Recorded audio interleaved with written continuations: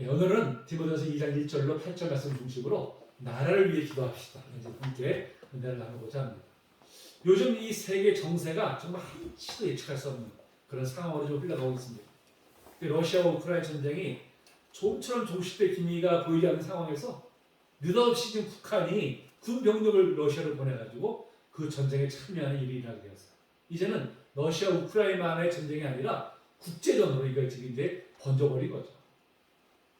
그래서 우리나라도 우크라이나에 무기를 지원한다는 이제 그런 소식이 들려오기도 합니다. 원래 유럽에서 일어나는 전쟁인 줄 알았는데 이게 이제 한반도에까지 그 영향을 미치고 있는 것이죠. 게다가 화약고의 이 중동에서 이스라엘이 하마스뿐만 아니라 헤즈볼라를 공격하고 이제는 이란의 본토까지 이제 공격하는 그런 상황이 일어났어요. 이 자칫 정말 확전이 되면은 당장 어떻게 해요? 유가 폭등이 일어나죠. 유가 폭등이 일어나면 가뜩이나 지금 정말 이 세계 경제가 좀 위태로운데 뭐 직격탄을 맞을 것은 뭐 불보듯 뻔한 그런 이제 상황입니다. 당장의 우리나라의 경제 여건이 너무나 좋지 않죠. 그래서 건물들을 보면 곳곳마다 임대를 붙은 상가가 그렇게 많아요. 그만큼 자영업이 지금 몰락해가고 있다는 것이죠. 우리나라 이 세수가 적자로 돌아선 지가 벌써 수년째입니다. 이제는 각종 기금의 적립금까지 꺼내서 쓰고 있다는 그런 뉴스도 제가 봤어요. 그러면서 정부 차원에서 어떠한 대응조차 하지 못하는 것 같아서 국민을 더욱더 불안하게 만듭니다. 사실 나라가 위기에 처할수록 위정자들이 앞장서서 국민을 좀 안심시키고 앞날의 비전을 제시해서 함께 나가자 이렇게 해야 될 텐데 그런 어떤 움직임조차도 지금 보이지 않고 있는 것 같아서 더 우리를 좀 불안하게 만듭니다. 자, 그렇다면 이렇게 안팎으로 정말 많은 어려움을 겪고 있는 이 상황 이때 하나님 믿는 백성인 우리들이 정말 나를 위해서 할 수 있는 일은 뭘까요? 나를 위해서 할 수 있는 일. 아니 이때 우리가 할 일이 무엇일까요? 정치는 뭐 정치사람들이 하는 거니까 그냥 맡겨놓고 우리 그냥 너무 놓고 가만히 지켜봐 봐야 될까요? 아니죠. 미국의 케네디 대통령이 1961년에 미국의 대통령이 취임하면서 했던 유명한 연설이 있습니다. 미국 국민 여러분, 국가가 여러분을 위해서 무엇을 할 수 있는지 묻지 말고 여러분이 국가를 위해서 무엇을 할 것인지를 먼저 물어주십시오. 참 우리에게 준 시사는 바가 크죠. 네, 우리도 대한민국의 국민들 아닙니까? 그럼 국민의 도리로서 마땅히 우리가 나라를 위해서 적극적으로 할 수 있는 일을 우리가 찾아야 할 것입니다.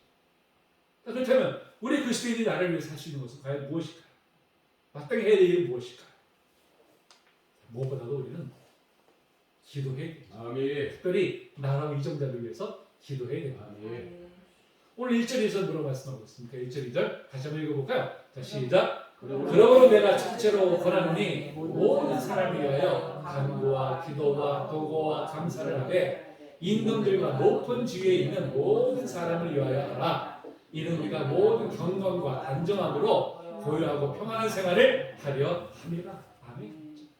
자, 1절에서 첫째로 라고 하는 것은 철제, 둘째라는 뜻이 아니라 가장 중요한 이런 뜻입니다. 그러니까 모든 사람들을 위해서 기도하는 것이 신앙생활에 있어서 뭐예요? 가장 중요한이라는 것이죠. 그 중에 특별히 인권과 높은 지위에 있는 사람들, 오늘날 말하면 바로 이제 위정자들을 위해서 이제 기도하는 것이 우리 신앙생활에서 가장 중요한 일이다라고 말씀하고 있어요. 그렇다면 우리가 이 위정자들을 위해서 기도해야 되는 이유가 과연 무엇일까요? 무엇 때문에? 우리 2절 보니까 뭐라고 합니까? 이는 우리가 모든 경건과 단정함으로 고요하고 평안한 생활을 하려 함이라 그랬어요. 자, 고요하고 평안한 생활은 뭡니까? 전쟁에는 기운이 없고 근심이 없는 그런 생활을 말하죠. 안팎으로 평안하고 근심이 없는 삶을 말하는 것이죠. 참 우리 모두 누구나 할 것 없이 이런 삶을 누리기 원합니다. 전쟁의 위협도 없고 가난에서 고통당하지 않는 삶은 뭐 누구나 원하는 삶이 아니겠습니까? 그런데 이런 삶은 단순히 안락하고 평안한 삶만을 의미하지 않아요. 자, 오늘 본문에 보니까 그 전제된 조건이 하나 있죠? 뭡니까? 모든 경건과 단정함으로 그랬죠. 바로 경건과 단정한 중에 이런 삶을 살기를 원한다는 것입니다. 자, 경건은 뭡니까? 하나님과의 관계에서 이루어지는 것이죠. 경건의 모습이 뭐예요? 바로 하나님 같은 인격, 하나님을 닮은 인격, 그런 것을 이제 경건의 모습이라고 말씀하고 있습니다. 단정한 모습은 뭐예요? 바로 다른 사람과의 관계, 이웃들과의 관계에서 질서 있는 삶의 모습을 의미합니다. 그렇기 때문에 이 말씀은 뭐예요? 우리가 하나님과의 바른 관계를 맺고 또 이웃들과의 바른 관계 속에서 건강한 삶을 살기 위해서는 무엇보다도 뭐가 필요해요? 우리에게 바로 고유하고도 평안한 생활이 필요하다는 것이죠. 그런데 그런 삶을 언제 누릴 수 있습니까? 나라가 안정될 때. 아멘. 나라가 안정될 때 비로소 그런 삶을 누릴 수 있다는 뜻이죠. 근데 우리가 이런 삶을 누리기 위해서는 무엇보다도 위정자들의 역할이 아주 중요합니다. 위정자의 역할이 뭐예요? 국가 정책을 결정하고 이끌어가는 것이 가장 중요한 일이죠. 그에 따라서 우리의 국민들의 삶의 방향과 질이 좌우됩니다. 그러니까 어떤 지도자 한 사람을 있을 때로는 나라의 흥망성쇠가 좌우되기도 하잖아요. 이 때문에 위정자들이 어떤 비전을 가지고 이 나라를 이끌어가는지 그리고 그 위정자의 인격이 정말 어떠한지가 정말 중요합니다. 그러니까 우리가 하나님 앞에 바른 신앙생활을 하고 이웃들과의 온전한 관계 속에서 평안한 삶을 살기 위해서는 무엇보다도 이 위정자들이 나라를 바르게 이끌어가는지가 정말 중요합니다. 그렇게 어떻게 우리가 그들을 위해서 기도해야 하는 것이죠. 자, 근데 이 오늘 본문은 이들을 위한 기도를 우리가 어떻게 해야 되는지를 말씀하고 있죠. 자, 1절부터 뭐라고 말씀합니까? 모든 사람이 어떻게 해요?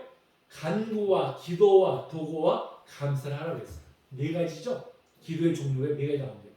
간구는 바로 긴박한 상황에서 구체적인 필요를 위한 기도를 의미하죠. 간절히 구하는 기도. 그 다음에 두 번째 나오는 기도는 하나님께 구하는 모든 것을 의미합니다. 도구는 바로 다른 사람들 유익을 위해서 간구하는 우리가 표현하는 중보기도죠. 중보기도. 그리고 감사는 그야말로 하나님의 은총에 대한 감사의 기도를 뜻합니다. 우리 모두가 다 이러한 기도에 힘써야 된다고 성경은 말씀하고 있죠. 아멘. 그런데 자, 이러한 기도를 누구를 위해서 하라고 말씀합니까? 누구를 위해서? 모든 사람을 위해서라죠. 모든 사람을 위해서. 이는 우리가 사랑하는 사람들, 나와 관계된 사람들의 범주를 뛰어넘어서 우리가 알지 못하는 모든 사람들을 위해서도 기도해야 할 책임이 바로 우리 그리스도인에 있다는 말씀입니다. 아멘. 하나님이 다스리시는 모든 사람들, 하나님의 통치가 정했다는 모든 영역을 위해서 기도해야 되는 것은 바로 하나님의 자녀로서, 하나님 나라의 백성으로서 지극히 당연하다는 말씀입니다. 자기 자신과 및 가족만을 위한 기도를 뛰어넘어서 심지어 내가 직접적으로 알지 못하는 그런 사람들을 위해서도 기도해야 한다는 것이죠. 러시아의 침공에 의해서 고통받고 있는 우크라이나 국민을 위해서 기도해야 돼요. 이스라엘과 주변 나라의 그 전쟁을 위해서 고통받고 있는 그런 사람들을 위해서 우리가 기도해야 됩니다.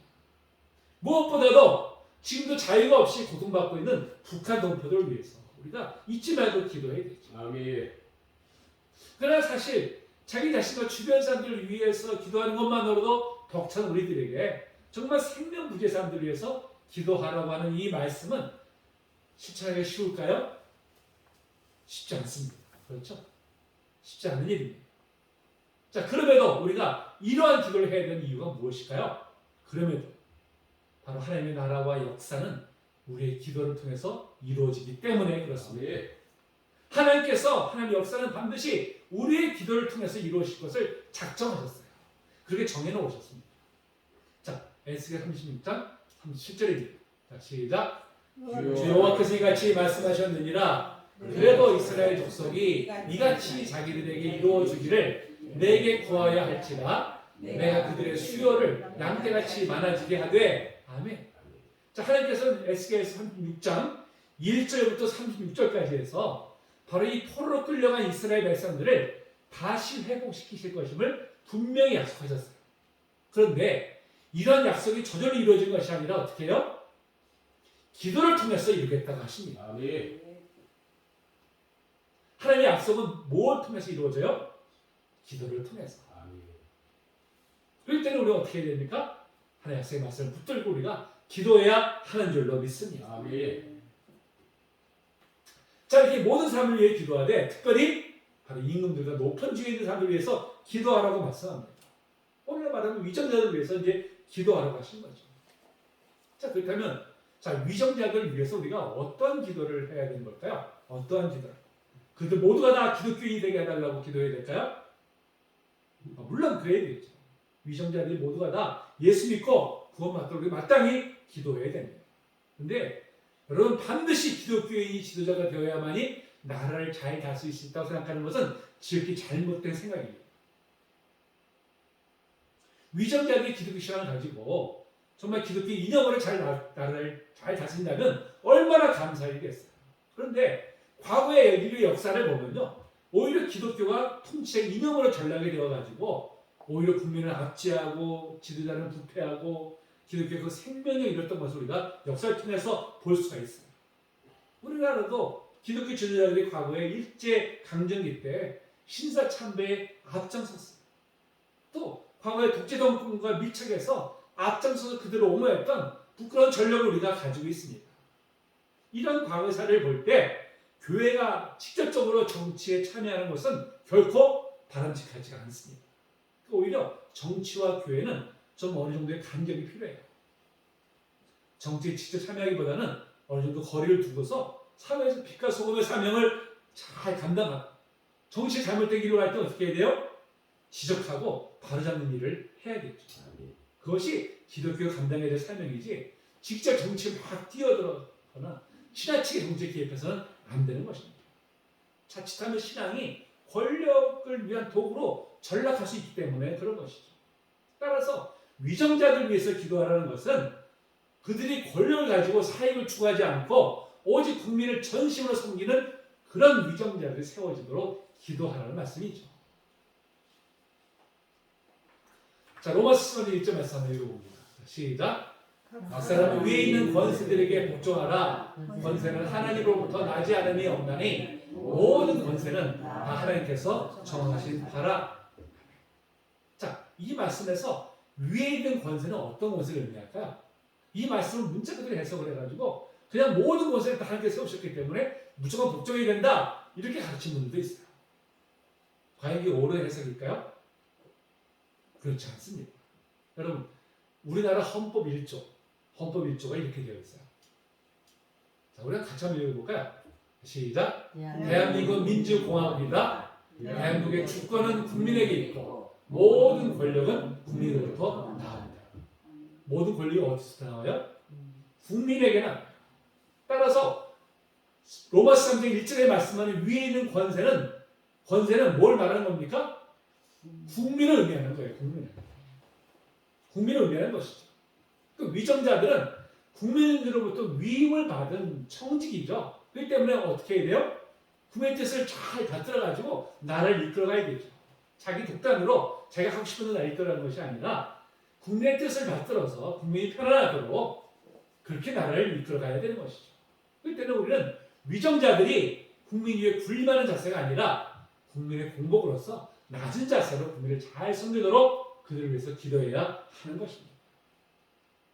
참 위정자가 자신에게 위임된 권력을 마치 자기 것이냐 여기가 잘못 사용할 때 백성들이 고통 가운데 신음하게 되면 역사가 잘 보여주고 있어요. 지금 러시아가 이 푸틴의 사적 욕망을 인해 가지고 우크라이나를 침공을 했습니다. 무고한 많은 생명을 빼앗아갔어요. 뿐만 아니라 국제사회로부터 러시아의 온갖 제재가 지금 가해져 가지고 러시아 국민들도 사실 큰 고통을 받고 있어요. 사랑하는 가족들을 전쟁터로 보내가지고 엄청난 사람이 지금 죽어나가고 있잖아요. 이스라엘 네타냐후 총리는 총리직에서 물러나게 되면 당장 구속될 위기에 처한다고 합니다. 그가 행했던 범죄들이 있기 때문에. 그렇기 때문에 총리직에서 물러나지 않기 위해서 계속해서 전쟁을 지속한다는 그런 견해가 사실 굉장히 지배돼요. 이 한 사람이 그랬던 지도자가 얼마나 많은 해악을 끼치는지를 여실히 보여주고 있습니다. 반면에 지도자가 올바른 가치관과 애정을 가지고 나라를 잘 다스리면 백성들이 평화를 누리죠. 정말 풍요롭게 살게 되는 것입니다. 태평성들을 누리게 되는 것입니다. 그래서 우리가 역사를 보더라도 성군이죠. 성군 참 성스러운 정도로 이거 임금들이 세워졌을 때 국민들이 가서 정말 평화를 누렸잖아요. 이게 위정자들이 우리의 일상생활과 신앙생활에 미치는 영향은 너무나 큽니다. 그렇기 때문에 그들이 정말 현명하게 행동하고 올바른 결정을 낼 수 있도록 그들을 위해서 기도하는 것이 얼마나 중요하고 필요한 일인지 모릅니다. 사실 바울 사도가 위에서 기도하라고 했던 이 권면하고 있는 이 임금이나 이 높은 사람들은요 당시 기독교 호의적인 사람들이 아니었어요. 오히려 기독교를 박해하던 교회의 적이었습니다. 당시 로마 황제가 누구였을까요? 너무나 유명한 네로예요. 네로. 그 흉악한 네로 황제였습니다. 이때 사실 그들을 위해서 기도하라고 하는 권면하는 것이 초대교회의 성도들에게는 받아들이기가 결코 쉽지 않았을 것입니다. 그러나 바울사도는 그렇기 때문에 그들을 위해서 더 기도하라고 권면하는 것입니다. 위정자들이 심령의 변화를 받아가지고 기독교를 영접하거나 저같은 태도를 버린다면 당시 핍박받던 초대교회 신자들이 정말 경건과 단전한 중에 고요하고 평안한 생활을 할 수 있기 때문에 그런 것이죠. 실제로 이러한 기도는 300년 후에 로마가 기독교를 국교로 받아들이는 것은 이제 기도가 응답이 됩니다. 비록 기도하는 즉시 응답되지는 못했죠. 하지만 300년 후에 그 기도가 쌓여졌기 때문에 나중에 결국은 로마가 기독교의 항복을 국교를 받아들이는 그런 데까지 이르게 되었습니다. 이런 걸 보면 우리가 기도하는 즉시 응답하지 못하더라도요, 우리의 기도는 결국 땅에 떨어진 법이 없습니다. 아멘. 그렇기 때문에 우리가 어떻게 해요? 응답이 더디더라도 인내를 가지고 우리가 기도해야 할 줄로 믿습니다. 아멘. 며칠 전 그 다니엘 기도회에서 탈북한 여성의 간증 시간이 있었죠. 무슨 자매인지 이름을 기억 못하겠는데 그 자매가 우리의 이제 통일에 대해서 최윤아인가요? 정윤아 자매 맞죠? 우리의 통일에 대해서 우리가 기도해야 된다. 그걸 이제 강조하면 이렇게 말했어요. 그렇게 얘기하면 우리가 기도한다고 뭐가 바뀔까요? 과연 통일될까요? 이렇게 말하는 사람들에게 이 자매가 이렇게 답했다고 그러죠. 여러분들의 기도로 지금 이 땅에 34,000명의 탈북자들이 와 있습니다. 저는 이 자매의 가정을 듣고 정말 크게 깨달음을 얻었어요. 저 자신도 정말 오랫동안 이 북한의 동포와 통일을 위해서 정말 기도해 왔지만 상황은 더욱더 악화일로를 치닫고 있잖아요. 그러면서 과연 정말 통일이 될까? 사실 이런 의심이 든 것도 사실이에요. 그런데 그 자매의 간증을 듣고 우리의 기도로 인해서 34,000명이 되는 탈북자가 이 땅에 와 있구나. 이 말을 듣고 정말 그렇구나. 하나님께서 우리의 기도를 통해서 지금도 일하고 계시구나. 아멘. 이걸 제가 깨닫게 되었어요. 정말 우리가 소망 잃지 않고 인내로 기도할 때 하나님께서 반드시 우리의 기도를 통해서 공적 통일을 이루시고 북한 동포들을 압제에서 건져내 주실 줄로 믿습니다. 아멘. 또한 우리가 나라의 위정자를 위해서 기도에 힘써하는 이유는요, 무엇보다도 기도 외에는 이 사회를 변화시킬 수 있는 힘이 없기 때문에 그렇습니다. 길이 없기 때문에 그래요. 우리가 아무리 세상적인 방법을 가지고 정치를 변화시키려고 해도 늘 한식이 될 수밖에 없어요. 다시 돌아가요. 개혁이 좀 되는 것 같다가도 다시 돌이킵니다. 왜 그럴까요? 무엇 때문에? 인간의 죄성 때문에 그렇죠. 죄성 때문에. 이 인간의 죄성이라는 게 인간을 하여금 이기적이고 탐욕적으로 만들어버립니다. 그렇기 때문에 바른 길로 가려고 해도요, 얼마 못 가도 다시 본래 자리를 획 돌아버리고 말아요. 그렇기 때문에 인간의 힘으로는 할 수가 없습니다. 오직 하나님의 긍휼히 여기시는 은혜를 입을 때만이 변화가 일어나죠. 아멘. 국제적인 위기 앞에서도 벗어날 수 있기 때문에 그래서 우리가 이 나라 위정자를 위해서 기도해야 하는 것이죠. 역대 16장 9절 말씀입니다. 자, 시작. 여호와는 온 땅을 두루 감찰하사 전심으로 자기에게 향하는 자들을 위하여 능력을 베푸시나니. 하나님은 하나님만을 바라보고 전심으로 구하는 자들에게 놀라운 능력을 베풀어 주십니다. 그렇게 우리는 우선해서 하나님 도우심을 구하면서 우리가 간절히 기도해야 된다. 아멘. 2차 세계대전 중에 이 영국군을 비롯한 연합군 수십만 명이 프랑스 그 댕케르크라는 그 지역에서 도인군의 포위를 당한 적이 있었어요. 이제 수십만 명이 몰살당한 그런 위기에 처했습니다. 그러니까 이제 영국에서 의회에서 긴급 회의가 열렸어요. 당시 수상이 이제 윈스턴 처칠입니다. 의회에 소환되었죠. 의원들은 뭐 갑론을박하는 거예요. 어떻게 하면 그들을 이 위기에서 건져낼 수 있는가? 뭐 갑론을박하고 있어요.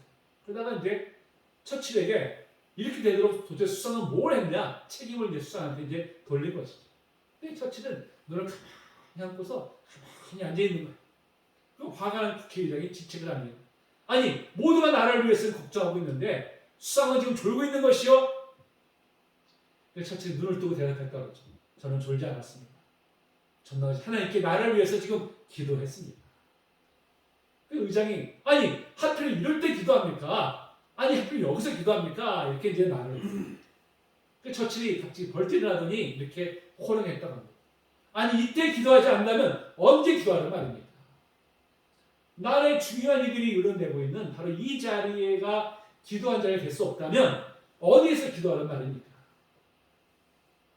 이 말에 자극받는 의원들이 논쟁을 중단하기로 결정을 하고 방송을 통해서 전 국민에게 나라 민족을 위해서 기도할 것을 이제 호소했어요. 이에 영국의 전 국민들이 이제 나라와 위기에 빠진 부인들을 위해서 기도하기 시작했습니다. 그런데 정말 놀라운 일이 벌어졌어요. 포위된 원권이 있는 곳에 갑자기 엄청난 폭우가 쏟아지기 시작합니다. 도요군 전차들이 진흙에 빠져가지고 무용지물이 되어버리고 말았습니다. 폭우가 짙은 안개로 도요군의 전투기들도 뜰 수가 없었어요. 그 틈을 이용해가지고 이제 포위된 이 연합군들이 안전하게 빠져나올 수 있었습니다. 그때 만약에 몰살당했다면 결국 독일이 아마 2차 세계대전의 승리를 이끌었을 거예요. 뒤에 역사가들이 이렇게 기술했다고 합니다. 위기에 처한 영국을 구하는 것은 처칠 수상의 탁월한 지도력과 그의 기도 때문입니다. 처칠이 모든 것을 하나님께 맡기고 기도함으로 위기에 처한 영국을 구원했던 것이죠. 여러분, 우리 하나님은 전능하신 하나님이십니다. 아멘. 능력이 크신 분이시죠. 근데 그분이 일하신 통로가 무엇입니까? 바로 우리의 기도입니다. 아멘. 우리의 기도 통해서 일하세요. 그렇기 때문에 여러분, 지금 우리가 할 일이 무엇입니까? 한탄만 할 것이 아니라, 탄식만 할 것이 아니라, 두려워 빠져만 있을 것이 아니라 기도해야 되죠. 아멘. 바로 지금이 기도할 때입니다. 지금 바로 나라를 위해서 위정자들이 하나님께 그에게 지혜를 주셔서 바른 길을 이끌어가기 위해서 기도해야 할 줄로 믿습니다. 아멘. 이렇게 나라와 위정자를 위해서 기도하며 또 모든 사람들이 기도하는 것을 하나님께서 기도받으신 일이라고 말씀하고 있어요. 오늘 3절에 보니까 이것이 우리 구주 하나님 앞에 선하고 받으심하는 것이니 그랬습니다. 여기서 이것은 바로 1절에 2절에서 모든 사람을 위해서 특별히 나라와 위정자를 위해서 기도하라고 하는 명령을 의미하죠. 성도가 모든 사람을 위해서 기도하고 특별히 경건과 평안한 생활을 위해서 위정자를 위해서 기도하는 것은 뭐예요? 하나님께서 귀하게 여기시는 일이라는 것입니다. 자, 그럼 하나님께서 귀하게 여기시는 건 뭘 의미하죠? 그걸 하나님께서 기뻐하시기 때문에 반드시 그 기도에 응답하신다는 뜻이죠. 하나님은 하나님 기뻐하시는 기도 어떻게 해요? 응답해 주십니다. 반드시 응답해 주시죠. 그 때문에 우리는 무엇보다도 하나님께서 우리나라를 회복시키신 일을 우리의 기도를 통해서 일하실 것을 확신하면서 더욱더 우리의 기도에 힘써야 할 줄로 믿습니다. 아멘. 자, 이어서 4절에 보니까요. 4절에 보니까 하나님 모든 사람이 구원을 받으며 진리를 아는 데 이르기를 원하느니라 라고 말씀하고 있어요. 근데 앞에서 분명히 기도에 대해서 말하고 있는데 갑자기 왜 구원에 관한 이야기를 꺼내는 것일까요? 갑자기 맥락이 좀 바뀌는 것 같은 그런 느낌이 하시더라고요. 맥락이 바뀌는 것이 아닙니다. 이건 뭐예요? 바로 모든 사람을 위한 기도가 바로 사람을 구원하시는 하나님의 그 뜻과 연결되어 있다는 것이죠. 실제로 기도가 모든 사람을 구원하시려고 하는 하나님의 뜻을 실현하는 길이 된다는 뜻입니다. 아멘. 기도는 모든 사람을 구원하시기 위해서 하나님께서 친히 행하시기를 구하는 한편, 하나님께서 제발 하나님 모든 사람을 구원하여 주옵소서. 우리가 이렇게 기도하면서 또한 모든 사람을 구원하시려고 하는 그 하나님의 뜻에 순종하겠습니다 라는 의지 표현인 것이죠. 여러분, 기도라는 것은요, 우리가 뭐 필요한 건 우리가 소원하는 바를 아뢰는 것만이 기도가 아닙니다. 우리의 결단이에요. 하나님 이렇게 제가 하겠습니다 하는 그 결단의 표시가 바로 기도인 것이죠. 여러분, 모든 사람을 구원하기를 원하는 것이 하나님의 뜻이잖아요. 그렇죠? 그렇다면 그 은혜로 먼저 구원받은 우리가 해야 될 일은 무엇이죠? 바로 하나님의 도구가 되어서 정말 한 사람도 구원받도록 실제적으로 힘쓰는 것이죠. 행하는 것이죠. 여러분, 우리가 기도했다고 해서 그것을 우리가 책임을 다하는 것은 결코 아닙니다.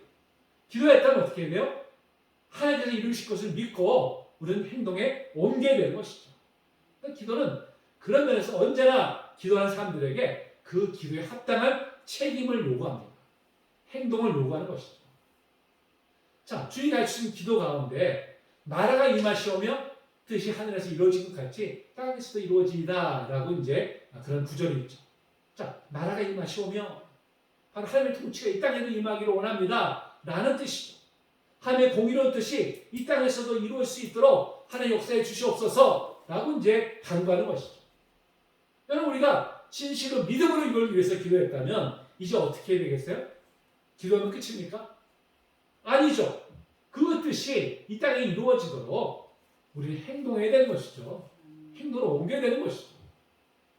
그게 기도하는 사람의 마땅한 모습 아닙니까? 내가 먼저 할 뜻에 순종하고 우리 주변을 하나님 나라를 만들어가는 일에 우리가 힘을 써야 되는 것이죠. 기도만 했다고 내가 다 해야 될 책임이 다는 것이 아니라는 것입니다. 마찬가지죠. 모든 사람을 구원해 주시옵소서라고 우리가 기도했다면 모든 사람을 구원하시려고 하는 하나님의 도구가 되어서 그 일에 우리가 적극 힘을 써야 됩니다. 나는 기도했으니까 내 할 일 다 했다 하는 것은 기도의 참 의미를 모르는 것입니다. 아직 구원받지 못한 영혼에 대한 긍휼한 마음과 함께 정말 한 영혼을 더 구원받도록 온 힘을 다해야 되죠. 이는 무엇보다도 전도와 선교에 우리가 힘을 쓰는 것입니다. 우리 교회가 정말 연약한 중에 있지만 그러면 선교에 열심히 내려고 하는 이유가 뭐예요? 하나님께서 기뻐하시는 일이고 바로 이를 통해서 문 영혼을 구원하시기 때문에 그렇죠. 아멘. 내년에 우리가 이제 본격적으로 캄보디아 신학교를 섬기는 그 일에 이제 우리가 하려고 준비 중에 있습니다. 여러분들 꼭 기억하시고 이를 위해서도 더 기도에 힘써 주시기 바랍니다. 아멘. 자, 그렇다면 이런 무사람을 위한 기도를 그러면 언제 해야 될까요? 어디서 해야 될까요? 자, 오늘 8절에서 말씀하고 있죠. 다시 한번 읽어봅니다. 시작.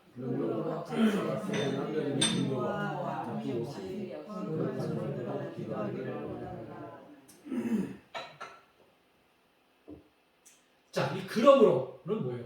바로 이 8절 말씀이 앞에 1절부터 7절까지의 그 말씀의 연장선에 있다는 것을 의미하는 것이죠. 그러니까 모든 사람을 위한 기도가 바로 하나님의 구원 계획과 실행, 예수 그리스도를 통해서 모든 사람이 하나님과 연결되어서 구원받고 하나님의 자녀가 되는 그 뜻에 순종하는 방법이다 라는 그런 뜻이죠. 그러면서 바로 이러한 기도는 하나님과 기도의 대상자를 연결하는 바로 제사장적인 중보기도다 라고 할 수 있는 것이죠. 그러니까 우리가 너희는 왕같은 제사장을 말씀하셨잖아요. 우리는 그 제사장의 역할을 뭘로 감당합니까? 하나님과 모든 사람을 연결하는 그 중보기도를 통해서 바로 우리가 그 사명을 감당하는 것입니다. 그러면서 우리가 온 사람을 위해서 때로는 내가 알지 못하는 사람을 위해서도 우리가 기도해야 할 책임이 있는 것입니다. 또한 바울 사도는 이 일상적인 삶에서의 기도를 중요성을 강조하고 있어요. 자, 어디서 하라고 했어요? 그러므로 각처에서. 각처라는 뭐예요? 우리가 어디 있든지 무엇을 하든지 늘 기도에 힘쓴 것을 의미하는 것이죠. 내가 길을 걸어갈 때도 또 일을 할 때도 우리가 이런 기도에 힘써야 한다는 것입니다. 데살로니가서 뭘 봤습니까? 쉬지 말고 기도하자. 쉬지 말고 기도하라. 그 말씀 우리가 어떻게 해요? 늘 실천해서 늘 우리가 기도로 하나님과 우리가 소통해야 하는 것이죠. 기도할 때 나의 생각을 내려놓고 우리 하나님께서 온전히 주점을 맞추게 됩니다. 나의 뜻보다 하나님께서 우선하는 일을 우리가 하게 되는 것이죠. 그때 우리가 어떻게 돼요? 어디 있든지 무엇을 하든지 늘 기도에 힘써야 할 줄로 믿습니다. 아멘. 우리가 모였을 때 함께 우리가 뜨겁게 기도하고 또 흩어져서는 각 삶의 자리에서 어디서든지 우리가 늘 주님과 우리가 교통하면서 우리가 기도해야 되는 것이죠. 자, 이것은 뭐라고 말씀합니까? 분노와 다툼이 없이 거룩한 손을 들어서 기도하라고 말씀하고 있어요. 자, 이는 기도 과정뿐만 아니라 삶에서도 바로 경건에 부합되는 모습의 삶을 의미합니다. 기도하고 나서 이 삶에서 이 분노와 다툼이라는 죄의 모습을 버리고 바로 거룩함을 유지하는 것, 바로 세상과 구별된 모습을 가져야 한다는 말씀이죠. 기도할 때는 정말 뜨겁게 기도했는데 정말 경건한 모습 아닙니까? 그런데 정작 삶 속에서 다른 사람들과 다투고 쉽게 분노한다면 여러분 그건 거룩한 성도의 삶이라고 할 수가 없는 것이죠. 그런 삶은 하나님 뜻을 이루지 못합니다. 우리가 아무리 뜨겁게 기도했다고 할지라도 삶 속에서 거룩한 삶을 드러내지 못한다면 이는 도리어 하나님의 영광을 가리우는 것이죠. 하나님의 뜻이 이루어지면서 오히려 회방하는 행위입니다. 그렇기 때문에 우리가 무엇보다도 기도하는 것 못지않게 중요한 게 뭐예요? 삶에서 다른 사람과의 관계 속에서 우리가 화목한 관계를 가지기를 우리가 힘을 써야 되죠. 그래서 이번에서 11사를 뭐라고 했습니까? 모든 사람과 더불어 화평함과 거룩함을 따르라. 이것이 없이는 아무도 주를 보지 못하리라고 말씀하고 있어요. 모든 사람과 더불어 우리는 화평하게 힘써야 돼요. 아멘. 어느 곳에 있으면 어떻게 해요? 거룩함을 가지고 힘써야 돼요. 아멘. 이거 없으면 어떻게 해요? 주를 보지 못한다고 그랬어요. 주님이 우리를 만나지 않는다는 것입니다. 또 우리는 기도하는 거 못지않게 우리 삶에서 우리가 화평하게 힘쓰고 거룩하게 우리 힘을 써야 할 줄로 믿습니다. 아멘. 그럴 때 바로 우리의 기도가 하나님의 역사를 통해서 우리 삶에 이루어지게 될 줄로 믿습니다. 아멘. 예, 말씀을 마치겠습니다. 여러분, 우리 기도에 힘쓰되 모든 사람을 위한 기도에 힘써야 되죠. 특별히 나라와 위정자들을 위해서, 북한 동포들을 위해서 우리가 기도에 더욱 힘을 써야 됩니다. 비록 우리 인간을 볼 때는 도저히 불가능같이 보일지도 몰라도 하나님은 반드시 우리 기도를 통해서 역사하십니다.